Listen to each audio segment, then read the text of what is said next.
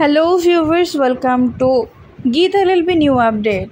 Gita LLB ধারাবাহিকের নতুন পর্বে দেখা যায় যে স্বস্তিকের এখন স্মৃতিশক্তি নেই, আর স্বস্তিক সঞ্জয় রূপে টিপের বাড়িতে আশ্রিত হয়ে আছে।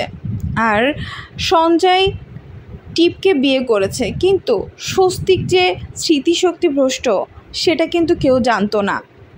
আর গীতা বারবারই প্রমাণ করতে চাচ্ছে যে সে সঞ্জয় না, সে স্বস্তিক, কারণ গীতা স্বস্তিককে সব থেকে বেশি ভালো করে জানে।